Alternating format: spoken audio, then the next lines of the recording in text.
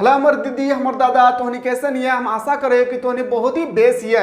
आज हम तोहनी के खातिर लेकर आए लियो हिस्ट्री के जे तोहनी के लास्ट चैप्टर लागो तोहनी के सिलेबस के अकॉर्डिंग से चैप्टर तक हम लेकर आए लियो इंपॉर्टेंट क्वेश्चन में लेकर आया हूं जिसका नाम है क्या, संविधान का निर्माण। देखिए संविधान का निर्माण जो क्वेश्चन में लेकर आए हैं, जो हमारे एप्लीकेशन के माध्यम से पढ़ रहे हैं, उनको कोई भी रट्टा लगाने की आवश्यकता नहीं है। क्यों? क्योंकि मैंने ऑलरेडी आप लोगों का फुल्ली एक्सप्लेन आप लोगों को मैं प्रोवाइड कर चुका हूं, वो भी 2 लेक्चर में। कितना लेक्चर में सर? 2 लेक्चर में। अगर आप लोग लेक्चर देखे होंगे जो हमारे एप्लीकेशन से पढ़ रहे हैं, जो लेक्चर देखे होंगे, मैं चैलेंज करता हूं कि आप लोगों को कोई भी क्वेश्चन को रट्टा लगाने की आवश्यकता नहीं है। लेकिन मैं बता दूं, जो भी स्टूडेंट अभी तक कोर्स को बाय नहीं किए मेरे प्यारे, आप लोग प्ले स्टोर में जाएं, सर्च करें मिसाइल क्लासेस के ऐप को, और डाउनलोड करने के बाद आप इस कोर्स, कौन सा कोर्स को आपको परचेस करना है, तो मेरे प्यारे आपको बहुत सारा कोर्सेस नजर आएगी। आप अच्छी तरह से इस कोर्स को देखें, अपनी आंखें बाज की तरह करें, और इस कोर्स को आप लोग जरूर से जरूर ज्वाइन कीजिएगा। जहां पे क्या क्या मिलने वाला है, आर्ट्स का ऑल सब्जेक्ट आपको मिलेगी। यहाँ पे पहला कंडीशन है आप लोगों के यहाँ पे कि all chapter theory full details, यानी पूरा का पूरा। सबसे मेन फैक्टर तो यही है मेरे प्यारे कि सबसे बेहतरीन तरीके से आपको चैप्टर को कौन समझा रहा है, कैसे समझ में आ रहा है या नहीं, आपको सबसे बड़ी मुद्दा यही होता है।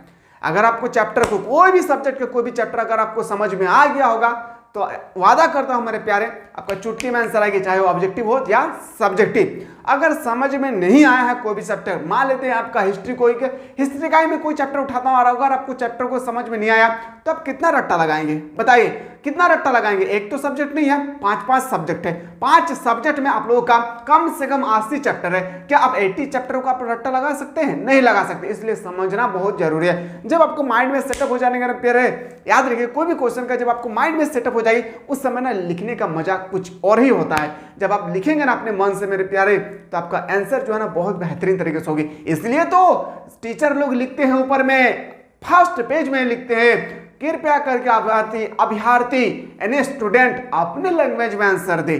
तो मेरे प्यारे आप लोग कोशिश कीजिएगा अपने लैंग्वेज में आंसर देने की।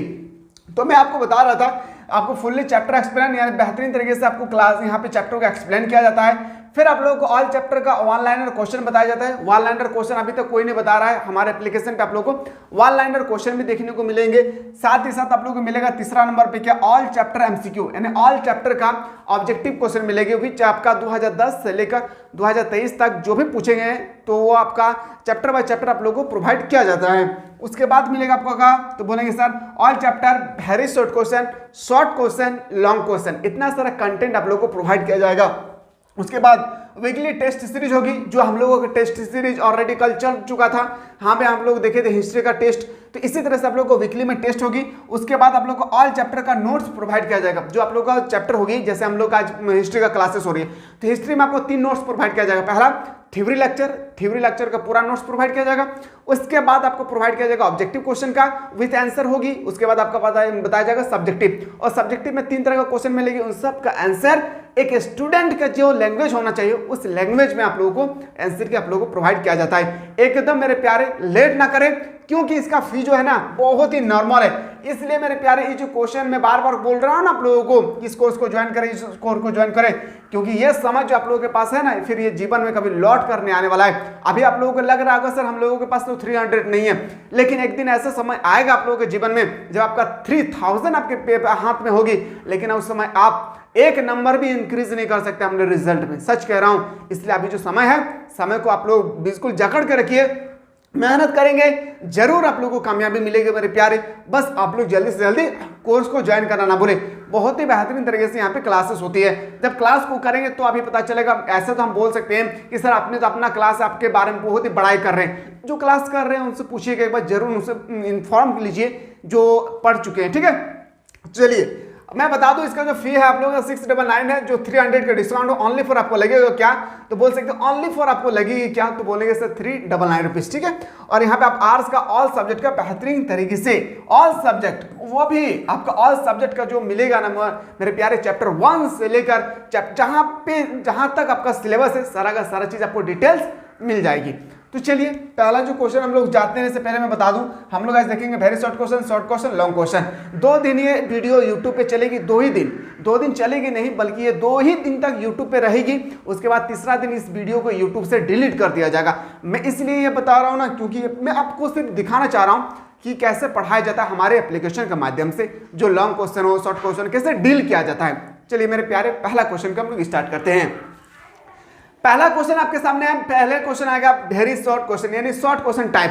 पहला क्वेश्चन, संविधान से क्या अभिप्राय है। सबसे पहला क्वेश्चन है कि संविधान जो हमारे देश में है, कॉन्स्टिट्यूशन, उससे हम लोगों का क्या अभिप्राय है। चलिए एकदम एक स्टूडेंट के लैंग्वेज में आपको आंसर लिखना है। चलिए देखिए, संविधान उन नियमों तथा सिद्धांतों के संक्षिप्त मूल्य समूह या पुस्तक को कहते हैं।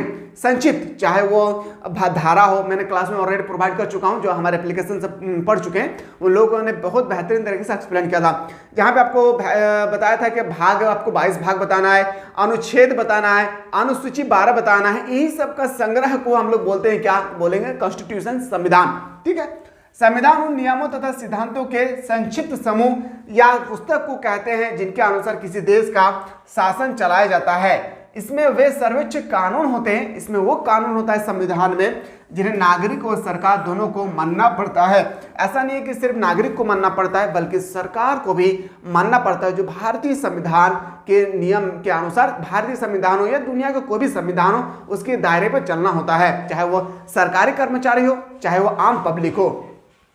इसी में ही सरकार की शक्तियों तथा नागरिकों के अधिकारों व कर्तव्यों का वर्णन होता है। यानी इसी में किस तरह से कोई भी सरकार, कोई अगर राज्यपाल बन चुका है तो उनका कितना शक्ति है, कोई मुख्यमंत्री बन चुका है तो उनका कितना शक्ति है, कोई प्रेसिडेंट बन चुका है तो उनका कितना शक्तियां हैं, उनका क्या क्या काम है, इन सब का दायरा जो है ना, इस संविधान में वर्णन किया जाता है, अलग अलग देश में अलग अलग तरीकों से। उसके बाद यहाँ पे देखना है कि किसी भी देश का शासन चलाने के लिए कुछ मौलिक कानून या नियमों की आवश्यकता होती है। कोई भी देश को चलाने के लिए, कोई भी देश को चलाने के लिए एक मौलिक कानून होती है, और उन नियमों के दायरे ही सभी का सभी जो है नागरिक उस देश को चलते हैं। जैसे मैं भारत की बात करूं तो भारत में अगर मैं देखूं तो याद रखिएगा, भागों की संख्या अगर आप देखा जाए तो होता है 22। अगर मैं बात करूं अनुच्छेद कितना, तो अनुच्छेद आप लोगों का पास होगी 395 प्लस। ठीक है, अगर मैं बात करूं सूची की, तो सूची देखिए, अनुसूची की मैं बात करूं तो आपका याद रखिएगा कितना हो जाएगा, 12। ये भी आपको याद रखना है। इसी तरह से भारत के साथ साथ अलग अलग देश का अलग अलग नियम है। मैं अभी भारत के बारे में बता रहा हूं क्योंकि हम लोग भारत निवासी हैं। तो यहाँ पे इस तरह से जो भी एक संग्रह होती है, इसका जो भी एक संग्रह है, तो उसी को हम लोग ना संविधान के नियम के अनुसार हम लोग चलते हैं। जैसे इन मौलिक कानूनों या नियमों को देश के संविधान में लिख दिया गया है, और ये पूरा डिटेल्स लिख दिया गया है। जैसे अनुच्छेद नंबर 1 पढ़ेंगे, अनुच्छेद नंबर 2, अनुच्छेद नंबर 3 जो पढ़ चुके हैं उनको बहुत अच्छी तरह से पता है। संविधान प्रत्येक अधिकारी की शक्ति की व्याख्या करता है। उदाहरण के लिए राष्ट्रपति का क्या काम है, कितना शक्ति है, प्रधानमंत्री का क्या काम है, कितना शक्ति है, मंत्रिमंडल, राज्यपाल, जो मैंने अभी जस्ट आप लोगों को बताया हूं। बस आपको इसी तरह से अपने लैंग्वेज में आपको आंसर बताना है, और आपको यहाँ पे मिल जाएगी 4 मार्क्स। याद रखिए कितने मार्क्स मिल जाएगी, 4 मार्क्स आपको इजीली से यहाँ पे मिल जाएगी। अब आते हैं, ये क्वेश्चन आपके पेपर में कई बार पूछा जा चुका है, भारतीय संविधान की विशालता का क्या कारण है। भारतीय संविधान, एक क्वेश्चन याद रखिएगा, भारतीय संविधान दुनिया का सबसे बड़ा संविधान है, ऐसा क्यों, क्या रीजन है इसके पीछे। तो देखिए, पहला रीजन हम लोग देखते हैं कि ऐसा क्या कारण है जिस कारण से पूरा विश्व में भारत का संविधान को सबसे बड़ा संविधान कहा जाता है। पॉइंट नंबर 1, भारत में केंद्र और राज्यों दोनों के लिए एक संयुक्त संविधान की व्यवस्था की गई है। यानी राज्य का अलग व्यवस्था है और केंद्र सरकार का अलग व्यवस्था है, जो सेंट्रल गवर्नमेंट होते हैं उनका अलग व्यवस्था है। प्रांतों के लिए कोई पृथक संविधान नहीं है, और जो प्रांत है, राज्यों के लिए, हम लोग जो राज्य हैं, जैसे हम लोग झारखंड वासी है, बिहार वासी है, यूपी वासी है, तो उन लोगों का ना अलग से कोई कानून नहीं है। सरकार ने संविधान में जो कानून लिख दिया है वो पूरा का पूरा हिंदुस्तान के लोग मानते हैं। पॉइंट नंबर 2, इसके तृतीय भाग में मौलिक अधिकारों की पूरी व्याख्या की गई है। जैसे भाग नंबर 1, भाग नंबर 2, भाग नंबर 2 में नागरिक की व्यवस्था के बारे में बताया गया है। भाग नंबर 3 में मौलिक अधिकार, फंडामेंटल राइट्स, मौलिक अधिकार कितना है, 6। जैसे समानता का अधिकार, संवैधानिक शैक्षणिक का अधिकार, संस्कृति का अधिकार, जैसे इस तरह से 6 आप लोगों का अधिकार है। तो यह वर्णन किया गया है कहाँ, तो बोलेंगे ये भाग नंबर 3 में पूरा अच्छी तरह से वर्णन किया गया। ये भी एक भारत का संविधान बड़ा होने का एक क्या है रीजन है। ठीक है, पॉइंट नंबर 3 पे आते हैं। संविधान के चौथे भाग में राजनीति के निर्देशिक सिद्धांत शामिल किए गए हैं। पॉइंट नंबर 4 में संविधान में 18वें जो भाग है, जैसे मैं अभी जस्ट बताया था आप लोगों को, भारतीय संविधान में 22 भाग का वर्णन किया गया है। 18वें भाग में अनुच्छेद 352 से 360 आपातकालीन राष्ट्रपति शासन के बारे में ये सब बताया गया है, जो दूसरा देश में शायद इस तरह से नहीं बताया गया है, जो यहाँ पे इतना विस्तार पूर्वक वर्णन किया गया है कि अनुच्छेद नंबर 352 से लेकर 360 तक राष्ट्रपति शासन लागू किया जाएगा। उसके बाद आप लोगों का जो आपातकालीन की संकट अगर हमारे देश में आती है तो वो भी बताया जाएगा। आपातकालीन संकट मतलब जैसे अभी चल रहा है, एग्जाम्पल में बता रहा हूँ, अभी जैसे चल रहा है फिलिस्तीन में, तो उस तरफ से अगर आपातकालीन आ जाए तो देश पर इमरजेंसी टाइम लगा जाएगी। ये भी कौन सा अनुच्छेद में, तो 356 के अनुच्छेद में। ठीक है, आशा करते हैं कि आप लोगों को थोड़ा बहुत समझ में आ रहा होगा, ज़्यादा नहीं तो। और इसी तरह से हमारे एप्लीकेशन में क्लासेस होती है, संघ सूची, राज्य सूची और समवर्ती सूची। देखिए मैंने आपको जस्ट बताया सूची 3 प्रकार के होते हैं, संघ सूची, राज्य सूची और समवर्ती सूची। पॉइंट नंबर 1 में संघ सूची किसे कहते हैं समझिएगा। संघ सूची में केवल केंद्र कानून बनाता है, जो केंद्र पर बैठा हुआ, जो दिल्ली के गद्दी पर बैठा हुआ है, वो सिर्फ कानून बनाते हैं और पूरे हिंदुस्तान के लोग मानते हैं। इसको बनाने का जिम्मेदारी केंद्र सरकार के पास होती है और इसको बनाने का पूरा जिम्मेदारी सरकार के पास होती है। राज्य सूची यह उसका ठीक ऑपोजिट है, ये केंद्र के पास है, ये राज्य के पास है। राज्य सूची में कानून केवल राज्य सरकार के द्वारा बनाया जाता है और इसका देखभाल राज्य सरकार के द्वारा ही किया जाता है। जैसे ये पहला जो संघ सूची है वो केंद्र सरकार द्वारा बनाया जाता है और पूरा का पूरा केंद्र सरकार जो है वो पूरा हिंदुस्तान के ऊपर सौंपती है। ठीक इसी तरह से राज्य सरकार जो है वह राज्य के लिए बनाते हैं और सारा का सारा डाटा जो है वो अपने पास रखते हैं। जैसे वो सरकार द्वारा ही किया जाता है, इसके देखभाल, देख रेख, कोई कानून, कोई भी गड़बड़ी हो रही है या नहीं, तो इस सब के बारे में राज्य सरकार ही बताते हैं। तो बोलेंगे इसमें राज्य सूची में। ठीक है, पहला इसका ऑपोजिट ठीक लिख देना है आपको। तीसरा नंबर में समवर्ती सूची, पहला में संघ सूची सेंट्रल बनाएंगे, दूसरा में आपको राज्य सूची राज्य सरकार बनाएंगे और समवर्ती में दोनों मिलकर बनाते हैं। याद रखिएगा, समवर्ती में दोनों मिलकर बनाते हैं। इस सूची में केंद्र और राज्य दोनों मिलकर कानून बनाते हैं। इसका रख रखाव व देखभाल करने की जिम्मेदारी केंद्र तथा राज्य दोनों के पास है। इनके पास जो है दोनों के लिए है। ठीक है, जैसे राज्य सरकार का अगर राज्य सूची का अगर कोई आपसे पूछा जाएगा कि एक एग्जाम्पल बताए, तो आपको बताना है पुलिस। क्या बताना है? पुलिस बताना है। ठीक है, अगर आपसे पूछा जाएगा संघ सूची, तो संघ सूची में आपका हो गया उच्च न्यायालय। क्या हो गया? सर्वोच्च न्यायालय, सुप्रीम कोर्ट। याद रखिएगा। ठीक है, क्या बताना है? Supreme court. फिर अगर आपसे समवर्ती सूची के बारे में पूछा जाएगा तो बोलेंगे वन। क्या हो जाएगी? वन। वन मतलब होता है जंगल। जंगल जो है क्या है वो बोलेंगे हम लोग क्या, तो वह एक समवर्ती सूची है जहां पे राज्य सरकार को भी देखना है और केंद्र सरकार को भी देखना है। ठीक है मेरे प्यारे, आपके पेपर में ऐसे ही क्वेश्चन छपेगी। संविधान, भारतीय संविधान का निर्माण कब हुआ था? अब भारतीय संविधान का निर्माण कब हुआ था, ये क्वेश्चन जो है ना 2 मार्क्स का पूछा जाता है। मैं थोड़ा सा डिटेल्स इस लेकर आया हूं क्योंकि जब आपके पेपर में इस तरह का लॉन्ग क्वेश्चन पूछा जाए तो आप इजीली से सॉल्व कर सके। ठीक है, तो समझिएगा, बस इतना याद मैं बता दूं, इतना आपको याद करवा दूंगा मेरे प्यारे। कभी भी आप लोगों को फिर से आपको किताब उठाने की आवश्यकता नहीं पड़ेगी। जैसे पहला देखिएगा, भारत के संविधान का निर्माण एक संविधान सभा द्वारा किया गया। बिल्कुल, भारतीय संविधान ऐसा निर्माण नहीं हुआ है, भारतीय संविधान द्वारा निर्माण किया गया है। भारतीय संविधान सभा द्वारा निर्माण किया गया है। 9 दिसंबर 1946 को संविधान सभा का प्रथम बैठक बुलाई गई थी। याद रखिएगा, जिसका अध्यक्ष जिसको चुना गया था डॉक्टर सच्चिदानंद सिन्हा। बहुत इंपॉर्टेंट है, 9 दिसंबर भारतीय संविधान के बारे में पहली बैठक हुई थी 9 दिसंबर 1946 को। डॉक्टर सच्चिदानंद सिन्हा इसके अस्थायी अध्यक्ष थे। कई बार क्वेश्चन यहाँ पे एग्जाम में पूछे गए हैं कि भारतीय संविधान का पहला अस्थायी अध्यक्ष कौन है, तो बोलेंगे क्या, तो बोलेंगे सर डॉक्टर सच्चिदानंद सिन्हा। इनका चुनाव कब हुई थी, तो बोलेंगे 9 दिसंबर 1946 को। क्या बोलेंगे सर लाउडली? 9 दिसंबर 1946 को। और 11 दिसंबर, ठीक 2 दिन बाद, याद रखिएगा 9 तारीख और यहाँ पे 11 तारीख, यानी ठीक 2 दिन के बाद फिर से अगला बैठक होता है और पूरा भारतीय लोग कहते हैं नहीं, डॉक्टर सच्चिदानंद सिन्हा को नहीं, उसके पद से हटाया जाए, बल्कि डॉक्टर राजेंद्र प्रसाद को अध्यक्ष बनाया जाए। तो ठीक 2 दिन बाद 11 दिसंबर 1946 को डॉक्टर राजेंद्र प्रसाद इसके अस्थायी अध्यक्ष बने। इस संविधान को बनाने में लगभग 2 साल 11 महीना 18 दिन लगे और संविधान 26 नवंबर 1949 को फाइनली लागू हो गया। याद रखिएगा 26 नवंबर और 1949, कब बोलेंगे सर? 1949 को फाइनली लागू बनकर तैयार हो गया, लेकिन लागू हुआ था कब? 26 जनवरी 1950 को लागू किया गया था। ठीक इसके 2 महीना बाद। समझ में आ गया होगा। भारतीय संविधान का सभा द्वारा संविधान का निर्माण किया गया था। 9 दिसंबर 1946 को डॉक्टर सचिदानंद सिन्हा का अस्थायी अध्यक्ष बनाया गया था। ठीक इसके 2 दिन बाद यानी 11 आपको बताना है 11 दिसंबर 1946 को डॉक्टर राजेंद्र प्रसाद को भारतीय संविधान सभा का अस्थायी अध्यक्ष बनाया गया। भारतीय संविधान सभा को बनाने में 2 साल 11 महीना 18 दिन लगा। ठीक इसके 2 महीना बाद भारतीय संविधान को लागू किया गया था 26 जनवरी 1950 को। कितना मिनट लगा? बस इस तरह से आपको लिख देना है मेरे प्यारे, और 2 मार्क्स अपने अपने रिजल्ट के लिए तैयार कर लेना है। एक एक क्वेश्चन आप लोगों के लिए बहुत ही इंपॉर्टेंट है। मैं इसलिए बोल रहा हूँ ना मेरे प्यारे कि क्योंकि इस बार ना आपको जो हमारे एप्लीकेशन पढ़ रहे हैं, खास करके मैं उन लोगों से भी रिक्वेस्ट करता हूं कि मेरे प्यारे अगर हमारे एप्लीकेशन के माध्यम से आप लोग पढ़ रहे हैं तो आप लोगों का मिनिमम 90% आना चाहिए। और याद रखिएगा इसी का बीच में रेंज में होना चाहिए 80 से 90%। आप लोगों के लिए जितना बताया गया है एप्लीकेशन पे, कहाँ पे?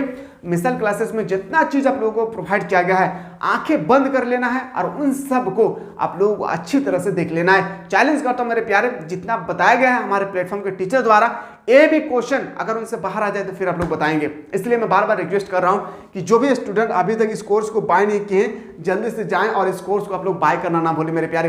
कैसे बाय करना है, क्या क्या करना है, ऑलरेडी नीचे डिस्क्रिप्शन पे नंबर भी दिए गए हैं और आप यहाँ पे स्क्रॉल जो हो रही है इसमें भी नंबर दिए गए। इस नंबर के माध्यम से आप लोग हमारे जो टेक्निकल टीम है उनसे आप लोग कंसल्ट कर सकते हैं कि सर हमें क्या क्या इसमें और मिलने वाले हैं। क्वेश्चन नंबर नेक्स्ट है कि भारत का संविधान 26 जनवरी 1950 को क्यों लागू किया गया था? हो सकता है कि मेरा मन करे कि मैं 26 फरवरी को लागू करता और 1981 होता, लेकिन ऐसा क्या रीजन था कि 26 जनवरी 1950 को ही ये संविधान लागू किया गया था? चलिए समझते हैं इसके बारे में। वैसे तो हमारा संविधान 26 नवंबर 1949, जिससे मैंने पहले आपको बताया 26 नवंबर 1949 को बनकर तैयार हो गया था, लेकिन भारत का संविधान 26 जनवरी 1950 को लागू किया गया क्योंकि भारत का झंडा पहली बार 26 जनवरी, बहुत इंपॉर्टेंट है मेरे प्यारे, इसको नोट डाउन करेंगे आप लोग। भारतीय का झंडा पहली बार 26 जनवरी 1929, याद रखो, लाहौर अधिवेशन में फहराया गया था 1929 में। कब बोलेंगे? 1929 में, ठीक है, लाहौर अधिवेशन में फहराया गया था। यह दिन यादगार बना रहे इसलिए हमारे संविधान 26 जनवरी 1950 को लागू किया गया था। सिर्फ रीजन इतना बताना है कि जब भारत में जब लाहौर अधिवेशन हुआ था भारत में, तो उस समय 26 जनवरी 1929 को हमारे संविधान का जो हमारे देश का जो झंडा है पहली बार वो फहराया गया था। ठीक उसी दिन को याद करके 26 जनवरी 1950 को हमारे संविधान को लागू किया गया था। बस आपको इसी तरह से लिख देना है, आपको मिल जाएगा आंसर। ठीक है, अगला क्वेश्चन पे आते हैं। अगला क्वेश्चन आपके पास बहुत ही इंपॉर्टेंट क्वेश्चन है, संविधान सभा के गठन प्रक्रिया का वर्णन करें।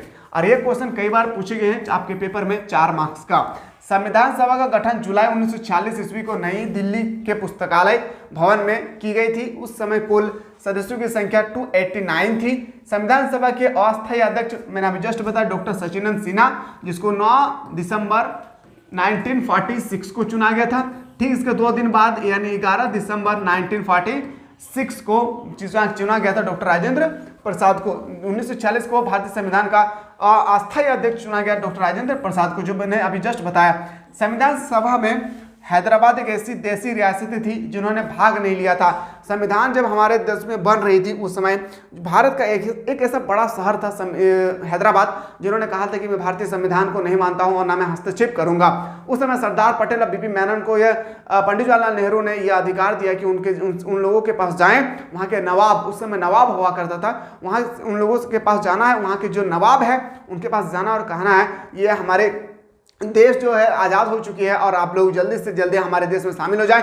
यहाँ के रख रखाव, संविधान वगैरह सब कुछ बहुत बेहतरीन तरीके से बनाया गया है और इन सब के बारे में उन लोगों को बताना, उन लोग जरूर एक्सेप्ट करेंगे और वो संविधान को मानेगी।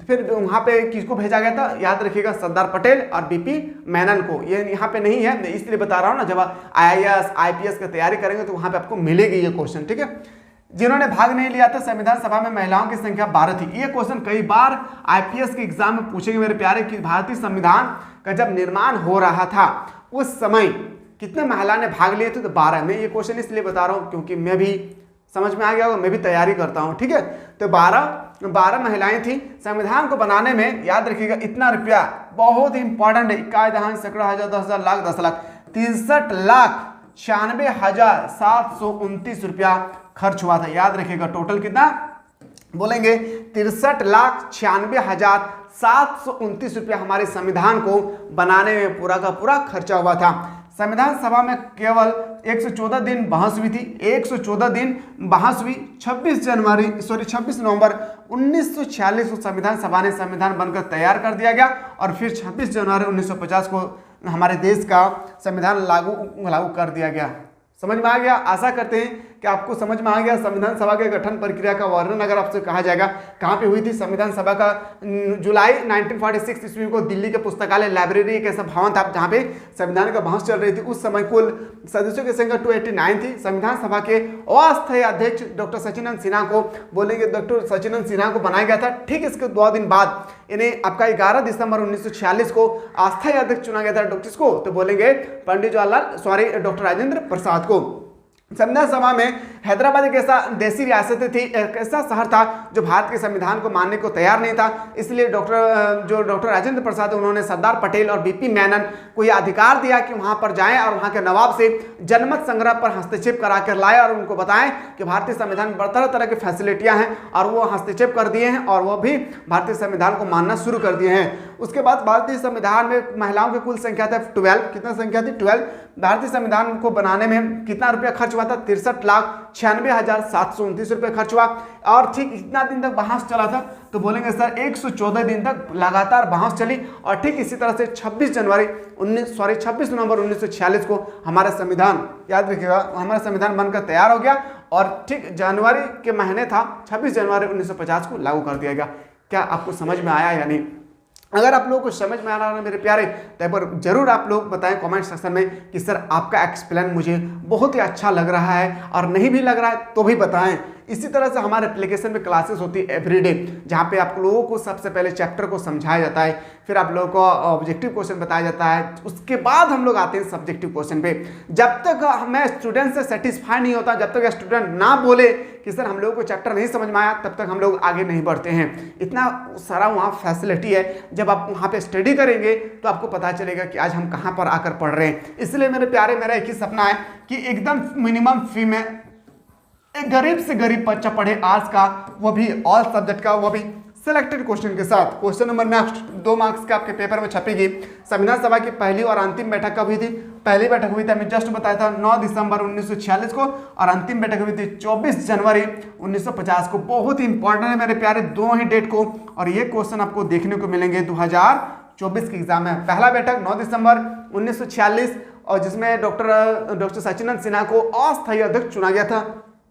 दूसरा अंतिम बैठक हुई थी 24 जनवरी 1950 को। इसको आप लोग अच्छी तरह से याद कर लेना है। संघ सूची, राज्य सूची, समानुपाती सूची का संक्षिप्त में वर्णन करें। केंद्र तथा राज्यों के मध्य शक्तियों के विभाजन के लिए 3 सूची बनाई गई थी, संघ सूची या केंद्र सूची, राज्य सूची और समानुपाती सूची। संघ सूची में वे विषय रखे गए जो राष्ट्रीय महत्व के लिए है, जिन पर कानून बनाने का अधिकार केंद्र सरकार को है। मैंने ये जो है ना ऑलरेडी आप लोगों को प्रोवाइड कर चुका हूँ, आप इजीली से इसको देखेंगे तो आपको सब कुछ समझ में आ जाएगा। फिर मैं बता दूं मेरे प्यारे, याद रखिए संघ सूची में वे विषय रखे गए हैं, संघ सूची जो सेंट्रल गवर्नमेंट बनाते हैं, संघ सूची में वे विषय रखे गए हैं जो राष्ट्रीय महत्व के हैं, जैसे ध्वज, झंडा, वो क्या है? संघ सूची के अंतर्गत आते हैं। जिन पर कानून बनाने का अधिकार केंद्र सरकार को दिया गया, जैसे प्रतिरक्षा, विदेशी हमको जाना है या नहीं, डाकघर, पोस्ट ऑफिस, वो किसका है? संघ सूची का। यही तो एग्जाम में क्वेश्चन आता है यहाँ से।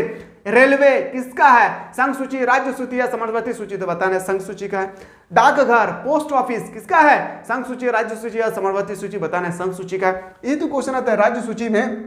बातें राज्य सूची में प्रादेशिक महत्व के विषय को सम्मिलित किया गया है, जिन पर कानून बनाने का अधिकार राज्य सरकार को दिया गया है। इसमें राज्य सूची में सिर्फ राज्य सरकार के जो है लोग ही कानून बना सकते हैं और उसको पालन करेंगे। जैसे राज्य सूची के विषय यह है कि जैसे कृषि, क्या है? कृषि। ये कृषि जो है ना वो राज्य पर डिपेंड करता है। भारत में के अलग अलग राज्य में अलग अलग कृषि भी होती है। जैसे police, state police, Jharkhand police, Bihar police, UP police, Delhi police, हम लोग नाम सुने होंगे। चिकित्सा, हॉस्पिटल, जेल भी हम लोग का अपना होता है। जैसे झारखंड तो दूर की बात, जैसे धनबाद डिस्ट्रिक्ट का अलग जेल है, हजारीबाग का अलग है, रांची का अलग है, सबका अलग अलग है। उसके बाद स्वास्थ्य जो हेल्थ हम लोग बोलते हैं वो भी, और सिंचाई व्यवस्था ये भी क्या है, राज्य सूची के अंतर्गत आते हैं। समरवर्ती सूची में वे शामिल विषय पर शामिल किया जाता है, समरवर्ती सूची में वो विषय को शामिल किया जाता है जिसमें केंद्र सरकार प्लस राज्य सरकार दोनों मिलकर कानून बनाते हैं और दोनों का दोनों ही उनको पालन करते हैं। जैसे इस सूची में बिजली, जैसे बिजली मैंने आपको बताया, बिजली, विवाह क्या है, ये भी एक तरह का समरवर्ती सूची है। कानून, मूल्यांकन यंत्र, शिक्षा, एजुकेशन, वन, जैसे मैंने अभी जस्ट बताया था, वन जो है कई बार एग्जाम पूछा गया, तो वन जो है किस सूची के अंतर्गत आता है, तो आपको बताना है कहाँ पे आते हैं, तो बोलेंगे समरवर्ती सूची के अंतर्गत। आगे देखते हैं किन आधारों पर संविधान की आलोचना की जाती है। देखिए ये क्वेश्चन जो है, ये क्वेश्चन अभी तक नहीं पूछे गए हैं, लेकिन मैं फिर भी लेकर आया हूँ, अगर आपको अच्छा लगे तो इसको नोट डाउन कर लीजिएगा, ठीक है। संविधान सभा का बैठक कैसे हुआ, आप बात करते हैं संविधान सभा का बैठक कैसे हुआ था, ये भी क्वेश्चन बहुत ही इंपॉर्टेंट है। कैबिनेट मिशन की सिफारिश पर भारत के संविधान के निर्माण के लिए संविधान सभा का गठन किया गया। कैबिनेट मिशन योजना में निश्चित किया गया था कि संविधान के निर्माण के लिए परोक्षण निर्वाचन के आधार पर, जिसमें कुल 389 सदस्य होगी, जो मैंने अभी जस्ट बताया, जिसमें से 292 ब्रिटिश प्रांत के प्रतिनिधित्व, 4 चीफ कमिश्नर क्षेत्र के प्रतिनिधित्व और 93 देशी रियासतों के प्रतिनिधित्व होंगे। कैबिनेट मिशन योजना के अनुसार जुलाई 1946 में संविधान सभा के कुल 389 सदस्यों में से प्रांतों के लिए निर्धारित 92 के सदस्य कुल कितना था, तो बोलेंगे सर 296 सदस्यों के लिए चुनाव हुए, जिसमें कांग्रेस के 280, मुस्लिम लीग के 73 तथा 15 अन्य दलों के स्वतंत्र उम्मीदवार निर्वाचित हुए। मुस्लिम लीग अपनी निर्बल स्थिति को देखते हुए संविधान सभा का बहिष्कार कर दिया था। आगे देखते हैं अगला क्वेश्चन आपके सामने, भारतीय संविधान की मुख्य विशेषता क्या है। और ये क्वेश्चन आप लोग याद रखिएगा मेरे प्यारे, इसको आप लोग आंखें बंद कर लेना। क्या करना है, आंखें बंद करेंगे तो फिर पढ़ेंगे कैसे, आंखें बंद नहीं करना है और कान को बंद कर लेना है जब ये क्वेश्चन आप लोग पढ़ेंगे तो। और चैलेंज करता हूं आपके पेपर में 100 मार्क्स में एक क्वेश्चन ऐसा मिलेगा आपको, जो क्वेश्चन देखने को मिलेंगे भारतीय संविधान के मुख्य विशेषता को वर्णन करें। मैं इतना चैलेंज इसलिए कर रहा हूं ना मेरे प्यारे, मुझे पता है मैं 2014 से कंटिन्यू पढ़ा रहा हूं, मुझे इतना तो पता होगा ना कि कौन साल में क्या पूछा जाता है, कौन सा क्वेश्चन है जो बार बार रिपीटेड किए जाते हैं। एक ऐसा यही क्वेश्चन है हिस्ट्री में जो बार बार हर साल पूछे जाते हैं।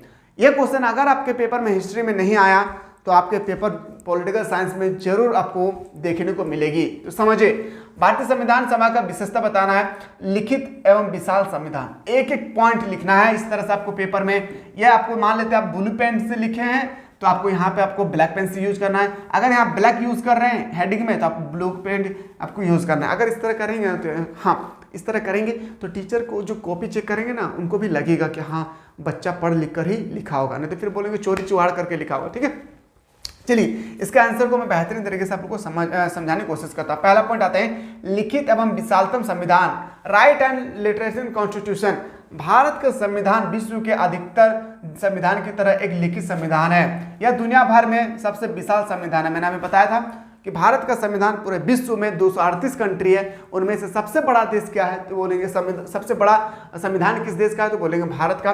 26 जनवरी 1950 को भारत में लागू किया गया संविधान में 22 भाग, जो मैंने पहले ही आपको बताया था 22 भाग में विभाजित था, जिसमें 395 अनुच्छेद और 19 अनुसूची नहीं, बल्कि इसमें पहले 19 था, 19 यहाँ पे पहले 9 था। ठीक है, यहाँ पे पहले 9 था जो बाद में ऐड करके आज कल आपका टोटल 12 अनुसूची बनाया गया। अनुसूची का स्पेलिंग भी थोड़ा यहाँ मिसप्रिंट लिखा है। ठीक है, अनुसूची पहले कितना था बोलेंगे, पहले यहाँ पे मोस्ट स्पेलिंग गलत है, पहले अनुसूची 8 था, फिर 8 के बाद 4 और ऐड किए गए हैं तो वो ऐड होकर हो गया है 12। कितना हो गया है 12। भागों की संख्या 22 भाग है, अनुसूची की संख्या 12 है, अनुच्छेद की संख्या इसको हम लोग इंग्लिश में आर्टिकल भी बोलते हैं तो हम लोग बोलेंगे 395 से अबव यानी ज्यादा। ठीक है, पॉइंट नंबर 2 पे आते हैं संपूर्ण संप्रभुत्व सम्मान समाजवादी धर्मनिरपेक्ष लोकतंत्र गणराज्य की स्थापना। कैसे लिखना है, भारतीय संविधान ने भारत को संपूर्ण प्रभुत्व संपन्न समाजवादी धर्मनिरपेक्ष लोकतंत्रात्मक गणराज्य घोषित किया है। इसका अर्थ है कि भारत पूर्ण रूप से स्वतंत्र तथा सर्वोच्च सत्ताधारी है और किसी अन्य सत्ता के अधीन नहीं है। भारत का लक्ष्य समाजवादी समाज की स्थापना करना है और भारत धर्मनिरपेक्ष राज्य है। भारत धर्मनिरपेक्ष राज्य, आप एक टर्म आता है ना सर कि धर्मनिरपेक्ष राज्य क्या है, समझिएगा। धर्मनिरपेक्ष राज्य किसे कहा जाता है, इसको थोड़ा सा समझिएगा। भारत का कोई अपना धर्म नहीं है, इससे अलग अलग धर्म का अलग अलग देश में अलग अलग धर्म चलते हैं, लेकिन भारत का अपना कोई धर्म नहीं है।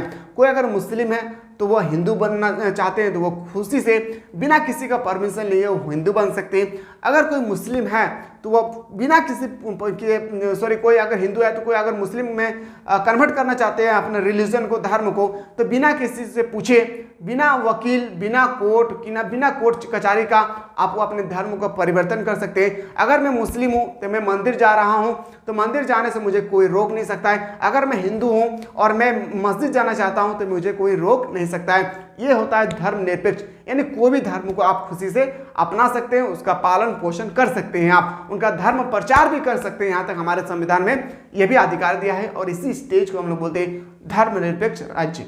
धर्मनिरपेक्ष के बाद अगर आज के बाद अगर आपसे कोई पूछेगी तो मेरे प्यारे आपको इसी तरह से आपको बताना है कि धर्मनिरपेक्ष का मतलब होता है भारतीय संविधान में कोई भी एक धर्म अपना धर्म नहीं है। एक धर्म नहीं बोलिएगा, अपना धर्म नहीं है। कोई भी व्यक्ति कोई भी धर्म को अपना सकता है। हिंदू मुसलमान बन सकते हैं, मुस्लिम हिंदू बन सकते हैं, सिख ईसाई बन सकते हैं, ईसाई सिख बन सकते हैं। आपको ये सब बताना है। अगला पॉइंट देखते हैं। अगला पॉइंट है आपके सामने पॉइंट नंबर 3, जनता का अपना संविधान। बहुत ही इंपॉर्टेंट है। जो भारत का संविधान है ना वो किसी का नहीं है बल्कि वो जनता का है, हम लोगों का संविधान है। भारत के संविधान की एक महत्वपूर्ण विशेषता यह है कि यह जनता का अपना संविधान और इसे जनता ने स्वयं अपनी इच्छा से अपने ऊपर लागू किया है। हम भारत के लोग भारत में एक संपूर्ण प्रभुत्व संपन्न समाजवादी धर्मनिरपेक्ष लोकतंत्रात्मक डेमोक्रेसी गणराज्य स्थापित करते हैं। संविधान की सर्वोच्चता, जो हमारे संविधान है ना, इसकी क्या महत्व है हमारे देश में, ये भी बहुत ही इंपॉर्टेंट मायने रखता है। ये भी एक तरह का हमारे संविधान का एक मूल्य विशेषता है। क्या है? मूल्य विशेषता है हमारे कॉन्स्टिट्यूशन का। भारतीय संविधान देश का सर्वोच्च कानून है, यानी भारत का जो संविधान है वो देश का सर्वोच्च कानून है। संविधान ने जो कह दिया है वो पालन पोषण करना पड़ेगा आपको, चाहे वो अमीर हो या गरीब हो। कोई कानून या आदेश इसके विरुद्ध जारी नहीं किया जा सकता है। और कोई भी इसके विरुद्ध में अगर मान लेते हैं कि हमारे संविधान में लिखा है कि किसी को अगर मान लेते हैं कि कोई किसी का बलात्कार किया है और हमारे संविधान में ऐसा लिखा गया है कि उसको डायरेक्ट फांसी पे चढ़ा दिया जाए, तो कितने बार कोई भी नेता हो, कोई भी हो इंसान, उसको फिर फांसी से जब एक बार संविधान में जब सर्वोच्च न्यायालय के मुख्य न्यायाधीश एक बार कलम को इंट कर देते हैं तो अंतिम पोजीशन राष्ट्रपति के पास जाती है और राष्ट्रपति जो भी सलाह देते हैं वो संविधान के अनुसार ही देते हैं और राष्ट्रपति के लास्ट मोहर लग जाने के बाद उस इंसान को फांसी दिया जाता है। भारत में ऐसा कई बार हो चुका है। आगे देखते हैं। भारत के सभी अंगों को संविधान के अनुसार कार्य करना पड़ता है, चाहे वो कोई भी अंग हो। ठीक है, अंग हो, जैसे मैंने बताया भारत का संविधान में जैसे प्रधानमंत्री, मुख्यमंत्री, सबका अलग अलग दायरा है, उसके अनुसार चलते हैं। धर्मनिरपेक्ष राज्य, सेक्युलर स्टेट क्या है? भारत के संविधान के अनुसार भारत एक धर्मनिरपेक्ष गणराज्य है। मैंने अभी जस्ट बताया धर्मनिरपेक्ष राज्य का अर्थ है कि राज्य का अपना कोई धर्म नहीं है। जो मैंने अभी जस्ट बताया, हिंदू मुस्लिम, मुस्लिम हिंदी, सिख ईसाई, ईसाई मुस्लिम, कुछ भी बन सकता है।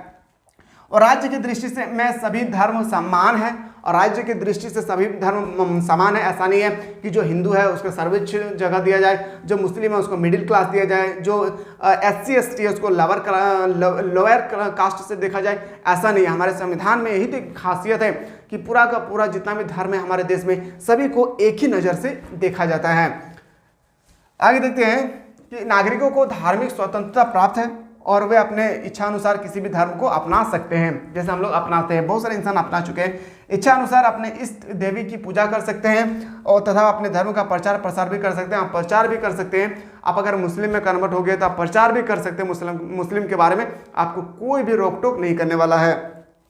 अनुच्छेद 25 से लेकर 28 तक धार्मिक स्वतंत्रता प्रदान करने के बारे में बताया गया है। अनुच्छेद नंबर 25 से 28 तक धार्मिक स्वतंत्रता प्रदान करने के बारे में बताया गया है। तो मेरे प्यारे, यहाँ पे आप लोगों का क्लास आज आप लोगों को मैं बता रहा हूँ मेरे प्यारे, यहाँ पे मैंने पहले ही आप लोगों को फुल्ली एक्सप्लेन बताया था। सबसे पहले मैंने आप लोगों को बताया था एक्सप्लेन, जहाँ पे मैंने क्लास में आप लोगों को 2 लेक्चर प्रोवाइड किया था। मैंने आपको सारा का सारा चीज़ आप लोगों को प्रोवाइड कर चुका था कि भारतीय संविधान कैसे बना कैसे नहीं, तभी जाकर मैं आप लोगों को वेरी शॉर्ट क्वेश्चन और लॉन्ग क्वेश्चन में आज आप लोगों के सामने प्रस्तुत कर पाया हूँ। आशा करते हैं स्टूडेंट की क्लास आप लोगों को बहुत ही बेहतर लगा होगा, और अगर अच्छा लगा होगा मेरे प्यारे, अगर आप कोर्स को अभी तक ज्वाइन नहीं किए तो इस कोर्स को आप लोग जरूर से जरूर बाय करें, क्योंकि यही एक ऐसा कोर्स है पूरे झारखंड का मेरे प्यारे, जहां पे एक गरीब से गरीब बच्चा इस कोर्स को बाय कर सकते हैं, वो भी एकदम मिनिमम से मिनिमम फी में, और वो भी पूरे साल भर के लिए वो स्टडी कर सकते हैं। आशा करते हैं कि आपको क्लास अच्छा लगा होगा। मिलते हैं नया वीडियो में। जय हिंद, जय भारत, वंदे मातरम।